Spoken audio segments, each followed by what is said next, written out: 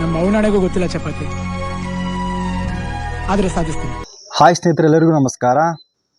ಇಂದಿನ ತರಗತಿಯಲ್ಲಿ ನಾವು ಕರೆಂಟ್ ಅಫೇರ್ಸ್ನ ಯಾವ ರೀತಿಯಾಗಿ ಓದಬೇಕು, ಎಕ್ಸ್ಪೆಷಲಿ ಈ ಒಂದು ಸ್ಪರ್ಧಾ ಅರಿವು ಮ್ಯಾಗ್ಝಿನ್ ನಮಗೆ ಎಷ್ಟು ಇಂಪಾರ್ಟೆಂಟ್ ಆಗುತ್ತಾ, ನೆಕ್ಸ್ಟು ಈ ಒಂದು ಜಿ ಕೆ ಟಾಪಿಕಲ್ಲಿ ಇದು ಯಾವ ರೀತಿಯಾಗಿ ಕವರ್ ಮಾಡ್ತಾ ಅಂತೇಳಿ ಈ ವಿಡಿಯೋದಲ್ಲಿ ತಿಳ್ಕೊಳ್ಳಂಬ್ರಿ. ಓಕೆನಾ? ನೋಡಿರಿ, ಇದು ಮೇ ತಿಂಗಳ ಮ್ಯಾಗ್ಝಿನ್ ಇದು.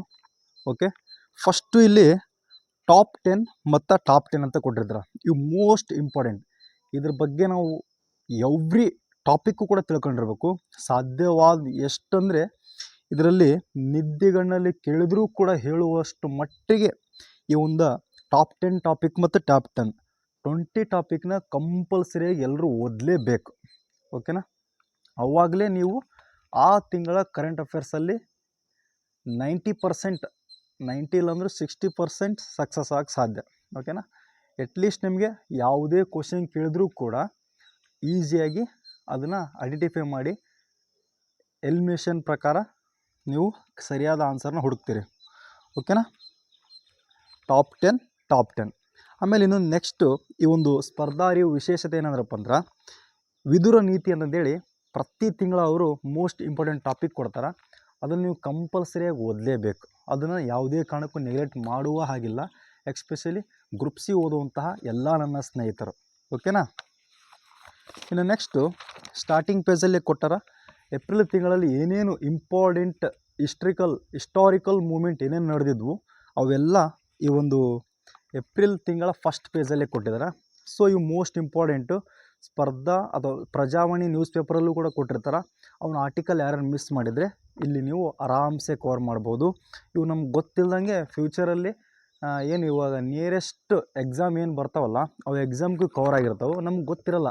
ಯಾಕೆ ಗೊತ್ತಿರಲ್ಲ ಅಂದ್ರಪ್ಪ ಅಂದ್ರೆ, ಅವು ಯಾಕೆ ಕೇಳಿರ್ತಾರೆ ಅಂದ್ರಪ್ಪ, ಫಸ್ಟ್ ಆಫ್ ಆಲು ಇವಾಗ ನೋಡಿರಿ, ಆ ತಿಂಗಳ ದಾಟ್ಕೊಂಡು ಹೋಗಿರ್ತೀವಿ ನಾವು. ಆ ತಿಂಗಳದಾಗ ಅದ್ರ ಬಗ್ಗೆ ವಿಶೇಷತೆ ಏನೋ ಒಂದು ಇರ್ತದೆ, ಸ್ಪೆಷಲ್ ಡೇ ಇರ್ತದೆ. ಓಕೆನಾ? ಅದನ್ನು ನಾವು ಏನು ಮಾಡಿರ್ತೀವಿ, ಪ್ರಜಾವಾಣಿ ನ್ಯೂಸ್ ಪೇಪರಲ್ಲಿ ಆಯಿತು ಅಥವಾ ಯಾವುದೇ ಒಂದು ದಿನಾಚರಣೆ ಮಾಡೋದ್ರ ಮುಖಾಂತರ ಆಯಿತು, ಹಿಸ್ಟೋರಿಕಲ್ ಮೂಮೆಂಟ್ ಏನು ಮಾಡ್ತೀವಿ ನಾವು, ಸೆಲೆಬ್ರೇಷನ್ ಮಾಡಿರ್ತೀವಿ. ಅಲ್ಲಿ ನಾವು ಸ್ವಲ್ಪ ಫೋಕಸ್ ಮಾಡಿರಲ್ಲ. ಅವನ್ನೆಲ್ಲ ಟಾಪಿಕ್ನ ಇವರು ಫಸ್ಟ್ ಪೇಜಲ್ಲೇ ಕೊಟ್ಟಾರ. ಸೊ ಇಲ್ಲಿ ಓದಿದರೆ ನಿಮ್ಮ ಒಂದು ಮೇ ತಿಂಗಳಲ್ಲಿ ಅಂದ್ರೆ ಏಪ್ರಿಲ್ ತಿಂಗಳಲ್ಲಿ ಏನೇನು ಹಿಸ್ಟಾರಿಕಲ್ ಮೂಮೆಂಟ್ ಅದಾವಲ್ಲ ಅವೆಲ್ಲ ಕವರ್ ಆಗಿಬಿಡ್ತಾವೆ. ಆಮೇಲೆ ಇಷ್ಟು ಓದಿದರೆ ನಿಮಗೆ ನೆಕ್ಸ್ಟ್ ಈಸಿಯಾಗಿ ಕವರ್ ಮಾಡ್ತೀರಿ. ಓಕೆನಾ? ಇನ್ನು ನೆಕ್ಸ್ಟು ಓಕೆ, ಇವಾಗ ನೋಡಿರಿ, ಟಾಪ್ 10 ಮತ್ತು ಟಾಪ್ 20 ಟಾಪಿಕ್ ಏನಂತ ಹೇಳಿದನಲ್ಲ, ಅವನ್ನ ಒಂದು ಸಲ ಓದ್ತೀನಿ, ಆಮೇಲೆ ಅವ್ನು ಯಾವ ರೀತಿ ಕವರ್ ಮಾಡಬೇಕು. ಓಕೆನಾ? ಇದೊಂದು ಸಾರಿ ಸೂಕ್ಷ್ಮವಾಗಿ ಗಮನ ಕೊಟ್ಟು ಕೇಳ್ರಿ. ಇಲ್ಲಿ ಫಸ್ಟ್ನೇದ್ದು, ಯುನೆಸ್ಕೋದ ವಿಶ್ವ ಸರಣಿ ನೋಂದಣಿಗೆ ಭಗವದ್ಗೀತೆ ಮತ್ತು ನಾಟ್ಯಶಾಸ್ತ್ರ ಸೇರ್ಪಡೆಯಾಗ್ಯಾವ. ಓಕೆನಾ? ಇಲ್ಲಿ ಏನೇನು ತಿಳ್ಕೊಬೇಕು ನೀವು, ಭಗವದ್ಗೀತೆ ಯಾರು ಬರ್ದಾರ, ಭಗವದ್ಗೀತೆ ಯಾವ ಧರ್ಮದ ಪ್ರಮುಖವಾಗಿರ್ತಕ್ಕಂತಹ ಧರ್ಮ ಗ್ರಂಥ ಆಗಿರ್ತೈತಿ, ನಾಟ್ಯಶಾಸ್ತ್ರ ಯಾರು ಬರೆದಿರ್ತಾರೆ. ಓಕೆನಾ? ಯುನೆಸ್ಕೋದ ವಿಶ್ವ ಸ್ಮರಣಿ ಅಂದ್ರೇನು, ಆಮೇಲೆ ಯುನೆಸ್ಕೋ ಬಗ್ಗೆ ನೀವು ಸಪ್ರೇಟಾಗಿ ತಿಳ್ಕೊಂಡಿರ್ಬೇಕು. ಯುನೆಸ್ಕೋ ಯಾವಾಗ ಸ್ಥಾಪನೆ ಆಯಿತು, ಯುನೆಸ್ಕೋದ ಕೇಂದ್ರ ಕಚೇರಿಯಲ್ಲಿ ಐತಿ. ಓಕೆನಾ? ಭಾರತದ ಯುನೆಸ್ಕೋ ತಾಣಗಳು ಎಷ್ಟು ಸೇರ್ಪಡೆಯಾಗವು, ಮತ್ತು ಕರ್ನಾಟಕ ತಾಣಗಳು ಯುನೆಸ್ಕೋ ಪಟ್ಟಿಗೆ ಎಷ್ಟು ಸೇರ್ಪಡೆಯಾಗವು, ಇಷ್ಟು ನೀವು ಯುನೆಸ್ಕೋ ಬಗ್ಗೆ ತಿಳ್ಕೊಂಡಿರ್ಬೇಕು. ಓಕೆ? ಅವಾಗ ಒಂದು ಟಾಪಿಕ್ ಕ್ಲಿಯರ್ ಆಗುತ್ತೆ. ನೆಕ್ಸ್ಟ್ ವಿಶ್ವ ಭೂದಿನ ಬಗ್ಗೆ ಕೊಟ್ಟರೆ ಅದು ಜಿಯೋಗ್ರಫಿಯಲ್ಲಿ ಕವರೇಜ್ ಆಗುತ್ತೆ.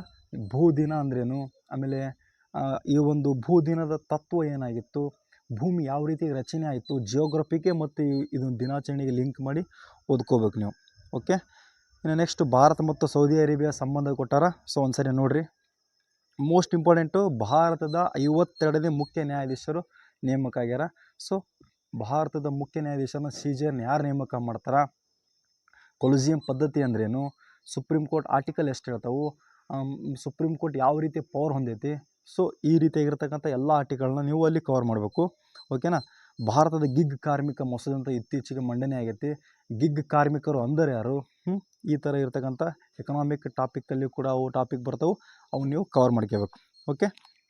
ಇನ್ನು ನೆಕ್ಸ್ಟು ಯಾವುದ್ರಿ, 4ನೇ ಜಾಗತಿಕ ಹವಳದ ನಿರ್ವಹಣಾ ಘಟನೆ. ಇದು ಒಂದು ಸಾರಿ ಓದ್ರಿ, ನಿಮ್ಗೆ ಗೊತ್ತಾಗುತ್ತಾ. ಇನ್ನು ನೆಕ್ಸ್ಟ್ IMFನ ವಿಶ್ವ ಆರ್ಥಿಕ ದೃಷ್ಟಿಕೋನ ಅಂತ ಕೊಟ್ಟಾರ. ಸೊ IMF ಬಗ್ಗೆ ನೀವು ಕಂಪಲ್ಸರಿಯಾಗಿ ಓದಲೇಬೇಕು. IMF ಯಾವಾಗ ಸ್ಥಾಪನೆ ಆಯಿತು, IMFನ ಕೇಂದ್ರ ಕಚೇರಿ ಎಲ್ಲೈತಿ, IMF ಯಾವ ವರದಿಗಳನ್ನು ಬಿಡ್ತಾವೆ, ಇಷ್ಟೇ ರೀ ಕ್ವಶನಲ್ಲಿ ಬರೋದು. ಆ ಒಂದು ವರ್ಷದಲ್ಲಿ ಅಥವಾ ಆ ಒಂದು ತಿಂಗಳಲ್ಲಿ IMF ಏನಾದರೂ ಸುದ್ದಿಯಲ್ಲಿತ್ತಾ, IMF ಸರೌಂಡಿಂಗ್ ಒಂದು ಕ್ವಶನ್ ಬರುತ್ತೆ. ಓಕೆ, IMFನ ಕೇಂದ್ರ ಕಚೇರಿ ಕೇಳಬಹುದು, IMF ಬಿಡುಗಡೆ ಮಾಡುವಂತಹ ವರದಿಗಳನ್ನು ಕೇಳಬಹುದು. ಈ ಥರ ಕ್ವಶನ್ ಬರ್ತಾವೆ ಬಿಟ್ಟರೆ ಇಲ್ಲಿ ಯಾವುದೂ ಕೂಡ ಬಾಹ್ಯ ಅನ್ಯ ಗ್ರಹದಿಂದ ಬಂದಿರುವಂಥ ಪ್ರಶ್ನೆಗಳಿರಲ್ಲ. ಓಕೆ, ಸ್ವಲ್ಪ ಸೂಕ್ಷ್ಮವಾಗಿ ನೀವು ಅಬ್ಸರ್ವ್ ಮಾಡಿರಿ. ಓಕೆನಾ. ನೆಕ್ಸ್ಟ್ ವಕ್ಫ್ ಬಗ್ಗೆ ಇತ್ತೀಚೆಗೆ ಭಾಳ ಸುದ್ದಿಯಲ್ಲಿತ್ತು. ವಕ್ಫ್ ಕಾಯ್ದೆ ನೀವು ಸಂಪೂರ್ಣವಾಗಿ ಅದ್ರ ಬಗ್ಗೆ ನೋಡಿಕೊಳ್ಳ್ರಿ. ಓಕೆನಾ. ಇಲ್ಲಿ ವಕ್ಫ್ ಅಂದ ತಕ್ಷಣ ನಾವು ಏನು ಮಾಡಬೇಕು, ಅದನ್ನಷ್ಟು ಬಿಡಬಾರ್ದು. ತಿದ್ದುಪಡಿ ಮಾಡುವ ಸಂವಿಧಾನ ವಿಧಿ ಯಾವುದು, ತಿದ್ದುಪಡಿ ಮಾಡುವಂತಹ ಆರ್ಟಿಕಲ್ ಯಾವ ರೀತಿಯಾಗಿ ತಿದ್ದುಪಡಿ ನಡೀತೇವು, ಎಷ್ಟು ಹಂತವಾಗಿ ತಿದ್ದುಪಡಿ ನಡೀತೇವು, ಪ್ರಸ್ತುತ ಎಷ್ಟು ನಾವು ತಿದ್ದುಪಡಿ ಮಾಡೀವಿ, ಅದರ ಇಂಪಾರ್ಟೆಂಟ್ ತಿದ್ದುಪಡಿಗಳು ಯಾವುವು, ಇವನ್ನೆಲ್ಲ ನೋಡಬೇಕು. ಅವಾಗಲೇ ಒಬ್ಬ ಕಾಂಪಿಟೇಟಿವ್ ಎಕ್ಸಾಮು ಅಥವಾ ಕಾಂಪಿಟೇಟರ್ ಎಕ್ಸಾಮಲ್ಲಿ ಗೆಟ್ಟಿನಾಗಕ್ಕೆ ಸಾಧ್ಯ. ಓಕೆನಾ. ಇದನ್ನು ಯಾಕೆ ಹೇಳಕತ್ತೀನಿ, ಸುಮ್ಮನೆ ಓದ್ರಂತ ಹೇಳಿದ್ರೆ ಹೆಂಗೋ ಆಗಿಬಿಡ್ತಿತ್ತು. ಇನ್ ಡೀಟೇಲಾಗಿ ಯಾಕೆ ವಿಡಿಯೋ ಮಾಡಕತ್ತೀನಿ ಅಂದರೆ, ಏನು ಓದಬೇಕು, ಯಾವ ರೀತಿಯಾಗಿ ಓದಬೇಕು, ಇದು ಯಾವಾಗ ನಮ್ಗೆ ಗೊತ್ತಾಗುತ್ತಾ, ಕ್ವಶನ್ ಪೇಪರ್ ನೋಡಿದಾಗ ಮಾತ್ರ ಎಲ್ಲ ನಮ್ಗೆ ಗೊತ್ತಾಗುತ್ತಾ. ಓಕೆ, ನಾ ಹೇಳೋದು ಅರ್ಥ ಆಗುತ್ತೆ ಅಂದ್ಕೊಳ್ತೀನಿ. ಓಕೆನಾ. ಸಿಕ್ಕಾಪಟ್ಟೆ ಬಿಸಿಲೈತಿ. ಮಧ್ಯಾಹ್ನ 12 ಗಂಟೆ ಇವತ್ತು ಫೈರಿಂಗ್ ಇತ್ತು ರೀ, ಫೈರಿಂಗ್ ಪ್ರಾಕ್ಟೀಸ್ ಇತ್ತು. ಪ್ರಾಕ್ಟೀಸ್ ಮಾಡಿ ಏನೋ ಒಂದು 1-2 ಅವರ್ ರೆಸ್ಟ್ ಕೊಟ್ರು ಅಂತಂದೇಳಿ, ರೆಸ್ಟ್ ಮಾಡೋದು ಬೇಡ ಅಂತಂದೇಳಿ ವಿಡಿಯೋ ಮಾಡ್ತಿದ್ದೀನಿ. ಇರಲಿ, ಯಾವುದೇ ರೀತಿಯಾಗಿರ್ತಕ್ಕಂಥ ವಿಡಿಯೋ ಮಾಡುವಂಥ ಇದಿಲ್ಲ, ಫೆಸಿಲಿಟಿ ಇಲ್ಲ. ಸೊ ಇದು ಟೆರಸ್, ನಮ್ಮ PTS ಟೆರಸ್ಸು, ಆ ಟೆರಸ್ ಮೇಲೆ ನಿಂತು ವಿಡಿಯೋ ಮಾಡ್ತಿದ್ದೀನಿ. ಓಕೆ, ಅದು ಇರಲಿ ಬಿಡ್ರಿ. ನೆಕ್ಸ್ಟ್ ನೋಡಿರಿ, ಇತ್ತೀಚೆಗೆ ಏನ್ರಿ ಪಹಲ್ಗಾಮ್ ದಾಳಿ ಆಯಿತು. ಅದಕ್ಕೆ ನಾವು ಆಪ್ರೇಷನ್ ಸಿಂಧೂರ್ ಅಂತಂದೇಳಿ ಆಲ್ರೆಡಿ ಮಿಲ್ಟ್ರಿ ಆಪ್ರೇಷನ್ನ ರಚನೆ ಮಾಡಿ, ಮಿಲ್ಟ್ರಿ ಕಾರ್ಯಾಚರಣೆ ಮಾಡಿ ಎಲ್ಲ ಟೆರರಿಸ್ಟ್ಗಳನ್ನು ಏನು ಮಾಡೀವಿ, ಧ್ವಂಸ ಮಾಡೀವಿ. ಇಂಡಿಯಾ ಪಾಕ್ ವಾರ್ ಕೂಡ ಶುರುವಾಗಿತ್ತು. ಅಮೇರಿಕ ಮಧ್ಯಸ್ಥಿಕೆಯಲ್ಲಿ ಅದು ವಿರಾಮ ಆಗಿ ಮತ್ತೆ ಪಾಕಿಸ್ತಾನದವರು ಮತ್ತೆ ಶುರು ಮಾಡ್ಯಾರ. ಅದು ಇರಲಿ. ನಿಮಗೇನಿಲ್ಲಿ ನೀವೇನು ಇಂಪಾರ್ಟೆಂಟಾಗಿ ಒಬ್ಬ ಕಾಂಪಿಟೇಟಿವ್ ಎಕ್ಸಾಮರ್ ಏನು ಓದಬೇಕು ಅಥವಾ ಏನು ನೋಡಬೇಕಂದ್ರೆ, ಭಾರತ ಮತ್ತು ಪಾಕಿಸ್ತಾನದ ಹಿಂದೆ ಎಷ್ಟು ಯುದ್ಧಗಳು ನಡೆದಿದ್ವು, ಹಿಂದಿನ ಪ್ರಧಾನಮಂತ್ರಿಗಳು ಅಲ್ಲಿ ಯಾರಿದ್ದರು, ಇಲ್ಲಿ ಯಾರಿದ್ದರು, ಅಲ್ಲಿ ಯಾವ ಒಪ್ಪಂದವಾದವು, ಇಲ್ಲಿ ಯಾವ್ಯಾವ ಒಪ್ಪಂದ ಆದವು, ಆಮೇಲೆ ನೆಕ್ಸ್ಟು ಭಾರತ ಮತ್ತು ಪಾಕಿಸ್ತಾನದ ಹಂಚಿಕೊಂಡಿರುವ ರೇಖೆ ಯಾವುದು, ಭಾರತ ಮತ್ತು ಪಾಕಿಸ್ತಾನದ ಮಧ್ಯೆ ಇರುವ ರಾಜ್ಯಗಳು ಯಾವುವು, ಕೇಂದ್ರಾಡಳಿತ ಪ್ರದೇಶ ಯಾವುದು, ಅಲ್ಲಿ ಕಂಡುಬರುವಂತಹ ಬೆಟ್ಟಗಳು ಯಾವುವು, ಇದನ್ನು ಒಬ್ಬ ಜಿಯೋಗ್ರಫಿಕ್ ಆಸ್ಪರೆಂಟ್ ಅಥವಾ ಒಬ್ಬ competitive aspirant GK with geographical with current affairs ಈ ಆ್ಯಂಗಲಲ್ಲಿ ಅಥವಾ 360 ಆ್ಯಂಗಲಲ್ಲಿ ಯೋಚನೆ ಮಾಡಬೇಕು. ಆವಾಗಲೇ ನಾವು ಗೆಟ್ಟಿನಾಗಕ್ಕೆ ಸಾಧ್ಯ. ಓಕೆನಾ. ಇನ್ನು ನೆಕ್ಸ್ಟ್ ವಿಶ್ವ ಸಾಮಾಜಿಕ ವರದಿ ಬಿಡುಗಡೆ ಆಗೈತಿ. ಜಸ್ಟ್ ಒಂದು ಸರಿ ಗ್ಲಾನ್ಸ್ ಮಾಡಿರಿ, ಅಂಥ ಪರಿ ಏನು ಇಂಪಾರ್ಟೆಂಟ್ ಟಾಪಿಕ್ ಅಲ್ಲ. ನೆಕ್ಸ್ಟ್ ನೋಡಿರಿ, ಪಕ್ಷಾಂತರ ನಿಷೇಧ ಕಾನೂನು. ಇದು ಮೋಸ್ಟ್ ಇಂಪಾರ್ಟೆಂಟ್ ಟಾಪಿಕ್ ಆಗುತ್ತಾ. ಪ್ರತಿಯೊಂದು ಕ್ವಶನ್ನಲ್ಲಿ ಪಕ್ಷಾಂತರ ನಿಷೇಧ ಬಗ್ಗೆ ಕೇಳಿರ್ತಾರೆ. ಪಕ್ಷಾಂತರ ನಿಷೇಧವನ್ನು ನಾವು ಯಾವ ತಿದ್ದುಪಡಿ ಮುಖಾಂತರ ಸೇರ್ಪಡೆ ಮಾಡಿದ್ವಿ, ತಿದ್ದುಪಡಿ ಮಾಡಿದ ವರ್ಷ ಯಾವುದು, ಎಷ್ಟನೇ ತಿದ್ದುಪಡಿ, ಎಷ್ಟನೇ ಅನುಸೂಚಿ, ಆ ಒಂದು ಸಂದರ್ಭದಲ್ಲಿದ್ದಕ್ಕಂತಹ ಪ್ರಧಾನಮಂತ್ರಿ ಯಾರು, ಓಕೆನಾ, ಪಕ್ಷಾಂತರ ನಿಷೇಧ ಕಾಯ್ದೆ ಅಂದ್ರೇನು, ಈ ರೀತಿಯಾಗಿರ್ತಕ್ಕಂತಹ ಪ್ರಶ್ನೆಗಳು ನಮ್ಗೆ ಎಕ್ಸಾಮ್ನಾಗ ಬರ್ತಾವೆ. ಸೊ ಈ ಒಂದು ಇದರಲ್ಲಿ ನೀವು ಓದಬೇಕು. ಬರೀ ಪಕ್ಷಾಂತರ ನಿಷೇಧ ಇಷ್ಟು ಓದಿದ್ನ್ಯಾ ಆಮೇಲೆ ಮುಂದೆ ಹೋದ್ನ್ಯಾ ಅಂದ್ರೆ ನಡೆಯಲ್ಲ. ಓಕೆನಾ. ಎಲ್ಲ 360 ಓದಿ ಆ ಒಂದು ಟಾಪಿಕ್ ಬಂದ ತಕ್ಷಣ ನಿಮ್ಗೆ ಥಿಂಕ್ ಮಾಡಬೇಕು, ಇದನ್ನು ಯಾವ ರೀತಿಯಾಗಿ ಪ್ರಶ್ನೆ ಕೇಳ್ತಾರೆ, ಇಷ್ಟು ಬಂತ ನೀವು ಆರಾಮ್ಸೆ ಗೆಟ್ಟಿನ ಹಾಕ್ತೀವಿ. ಓಕೆನಾ. ನೆಕ್ಸ್ಟ್ ಸ್ಥಳೀಯವಾಗಿ ಮಾರ್ಪಡಿಸಿದ ಬೆಳೆಗಳು ಅಂತಂದು ಹೇಳೈತಿ. ಸೊ ಅದ್ರ ಬಗ್ಗೆ ನೆಕ್ಸ್ಟ್ ಇನ್ ಡೀಟೇಲಾಗಿ ಹೇಳ್ತೀನಿ. ಮೋಸ್ಟ್ ಇಂಪಾರ್ಟೆಂಟ್ ರೀ, ಭಾರತೀಯ ಸಂವಿಧಾನದ 142ನೇ ವಿಧಿ ಸುದ್ದಿಯಲ್ಲೈತಿ. ಆ 142ನೇ ವಿಧಿ ಯಾಕೆ ಸುದ್ದಿಯಲ್ಲಿ ಅಂತಂದೇಳಿ ಆರ್ಟಿಕಲ್ ಓದಿದಾಗ ನಮ್ಗೆ ಗೊತ್ತಾಗುತ್ತೆ. ಸೊ ಇಂತಹ ವಿಧಿಗಳು ಏನಾದರೂ ಆ ಒಂದು ತಿಂಗಳಲ್ಲಿ ಬಂದರೆ ಅವು ನಮಗೆ ಮೋಸ್ಟ್ ಇಂಪಾರ್ಟೆಂಟ್ ಆಗುತ್ತೆ. ಇವನು ನೀವು ಕಂಪಲ್ಸರಿಯಾಗಿ ಓದಲೇಬೇಕು, ಮಸ್ಟ್ ಆ್ಯಂಡ್ ಶುಡ್. ಓಕೆನಾ. ನೆಕ್ಸ್ಟ್ ಆರ್ಸೆನಿಕ್ ಮಾಲಿನ್ಯ ಅಂತ ಬರ್ತೈತಿ. ಈ ಆರ್ಸೆನಿಕ್ ಮಾಲಿನ್ಯ ಅಂದ್ರೆ ಏನು, ಆರ್ಸೆನಿಕ್ ಯಾವ ರೀತಿಯಾಗಿ ಮಾಲಿನ್ಯ ಉಂಟು ಮಾಡುತ್ತಾ, ಅದರ ಅದು ಆ ಥರ ಆಗಿ ನೀವು ತಿಳ್ಕೊಬೇಕು. ಓಕೆನಾ. ಇನ್ನು ರೇಷ್ಮೆ ಕೃಷಿ ಭಾರತದಲ್ಲಿ ಪೌರತ್ವ ಕೇಳ್ಯಾರ. ಪೌರತ್ವ ಯಾವ ಒಂದು ಭಾಗದಲ್ಲಿ ಬರ್ತದೆ, ಎಷ್ಟನೇ ವಿಧಿ ಇರ್ತೈತಿ, ಪೌರತ್ವ ಪಡೆಯಲು ಯಾವ ರೀತಿಯಾಗಿರ್ತಕ್ಕ ಷರತ್ತುಗಳದವು, ಆಮೇಲೆ ವಿದೇಶಿಯ ಪೌರತ್ವ, ವಿದೇಶಿಯರು ಭಾರತ ಪೌರತ್ವ ಯಾವ ರೀತಿಗೆ ಪಡಿತಾರೆ, ಫೈನಲಿ ಪೌರತ್ವಕ್ಕೆ ಸಂಬಂಧಿಸಿದಂಥ ಅಂಕಿತ ಹಾಕೋರು ಯಾರು, ಪೌರತ್ವ ರದ್ದು ಮಾಡೋರು ಯಾರು, ಪೌರತ್ವ ತಿದ್ದುಪಡಿ ಎಷ್ಟು ಸಾರಿ ಆಗೈತಿ, ಈ ಥರ ಆಗಿರ್ತಕ್ಕಂಥ ನಮಗೆ ಪ್ರಶ್ನೆಗಳು ಬರ್ತಾವೆ. ಸ್ವಲ್ಪ ಲಕ್ಷ್ಯ ಇರಲಿ. ಓಕೆನಾ. ಮೋಸ್ಟ್ ಇಂಪಾರ್ಟೆಂಟು ವಿಶ್ವಸಂಸ್ಥೆಯ ಭದ್ರತಾ ಮಂಡಳಿ. ಇದ್ರ ಬಗ್ಗೆ ಕಂಪಲ್ಸರಿಯಾಗಿ ಕ್ವಶನ್ ಬಂದೇ ಬರುತ್ತಾ. ಇಲ್ಲಿ ನೀವು ದೊಡ್ಡ ಹೈರಾಣ ಪಡುವಂತಹ ಏನಿರಲ್ಲ. ವಿಶ್ವಸಂಸ್ಥೆ ಭದ್ರತಾ ಮಂಡಳಿ ಬಂದ ತಕ್ಷಣ ಇಲ್ಲೇನು ತೆಗೋಬೇಕು, ವಿಶ್ವಸಂಸ್ಥೆ ಎಂದರೇನು, ರಾಷ್ಟ್ರಸಂಘದ ಬದಲಾಗಿ ವಿಶ್ವಸಂಸ್ಥೆ ಯಾವಾಗ ಸ್ಥಾಪನೆ ಆಯಿತು, ವಿಶ್ವಸಂಸ್ಥೆ ಸ್ಥಾಪನೆ ಮಾಡಲು ಪ್ರಮುಖವಾಗಿರ್ತಕ್ಕಂತಹ ದಿಗ್ಗಜರು ಯಾರ್ಯಾರು, ವಿಶ್ವಸಂಸ್ಥೆ ಕೇಂದ್ರ ಕಚೇರಿ ಐತಿ, ವಿಶ್ವಸಂಸ್ಥೆಯ ಪ್ರಮುಖ ಅಂಗಸಂಸ್ಥೆಗಳು ಯಾವುವು, ಆ ಅಂಗಸಂಸ್ಥೆಗಳಲ್ಲಿ ಕಂಡುಬರುವ ದೇಶಗಳು ಯಾವುವು, ಆ ಅಂಗಸಂಸ್ಥೆಗಳು ಯಾವ ಕೇಂದ್ರ ಕಚೇರಿಯನ್ನು ಹೊಂದೈತಿ, ಅವು ಯಾವ ವರ್ಷದಲ್ಲಿ ಸ್ಥಾಪನೆ ಆಗೈತಿ, ಭಾರತ ಎಷ್ಟು ಅಂಗಸಂಸ್ಥೆಗಳಿಗೆ ಮೋಸ್ಟ್ ಇಂಪಾರ್ಟೆಂಟ್ ಸದಸ್ಯತ್ವ ಹೊಂದಿದೆ. ಈ ರೀತಿಯಾಗಿ ಈ ಒಂದು ಆ್ಯಂಗಲಲ್ಲಿ ನೀವು ಥಿಂಕ್ ಮಾಡಿ, ಈ ಒಂದು ಆ್ಯಂಗಲಲ್ಲೇ ನೀವು ಓದಬೇಕು. ಅವಾಗಲೇ ಏನ್ರಿ ಎಕ್ಸಾಮಲ್ಲಿ ಪಾಸ್ ಆಗೋಕ್ಕೆ ಸಾಧ್ಯ. ಓಕೆನಾ. ಎಂಟೈರ್ ಓದಬೇಕು. ಅದೊಂದು ಟಾಪಿಕ್ ಬಂತ ನೀವೆಲ್ಲ ಕ್ಲಿಯರ್ ಮಾಡ್ಕೊಂಬಿಡ್ಬೇಕು. ಓಕೆನಾ. ಇಷ್ಟು ವಿಶ್ವಸಂಸ್ಥೆ ಭದ್ರತಾ ಮಂಡಳಿಯಲ್ಲಿ ಎಷ್ಟು ಸದಸ್ಯ ರಾಷ್ಟ್ರಗಳದವು, 5 ಅದಾವು. ಅವು 5 ಯಾವ್ಯಾವು, ಚೀನಾ ನಮ್ಗೆ ಯಾಕೆ ಭದ್ರತಾ ಮಂಡಳಿಗೆ ನಮ್ಗೆ ಅವಕಾಶ ಯಾಕೆ ನೀಡ್ತಿಲ್ಲ, ಅದು ಕೂಡ ಲಕ್ಷ್ಯ ಇರಬೇಕು. ಇನ್ನು ನೆಕ್ಸ್ಟು ಏನು ನೋಡ್ಬೇಕು ರೀ, ಒಂದು ಭದ್ರತಾ ಮಂಡಳಿಗೆ ಒಂದು ವೀಟೋ ಪವರ್ ಅಂತ ಬರ್ತದೆ. ಆ ಒಂದು ವೀಟೋ ಪವರ್ ಇದ್ದರೆ ಏನೇನು ಅವಕಾಶ ಸಿಗುತ್ತೆ. ಓಕೆನಾ. ಭಾರತಕ್ಕೆ ಯಾಕೆ ಅವರು ಕೊಡಬೇಕು, ಆಮೇಲೆ ಭಾರತ ಯಾಕೆ ಸೇರಬೇಕು, ಆಮೇಲೆ ಖಾಯಮ್ಮಲ್ಲದ 10 ರಾಷ್ಟ್ರಗಳು ಬರ್ತವೆ. ಆ 10 ರಾಷ್ಟ್ರಗಳು ಯಾವ್ಯಾವು, ಸ್ವಲ್ಪ ಥಿಂಕ್ ಮಾಡಿದ್ರೆ you should easily score current ಅಫೇರ್ಸಲ್ಲಿ. ಕರೆಂಟ್ ಅಫೇರ್ಸು ಮತ್ತು ಜಿ ಕೆಯಲ್ಲೂ ಕೂಡ ಇಂಪಾರ್ಟೆಂಟ್ ಟಾಪಿಕ್ ಇವೆಲ್ಲ.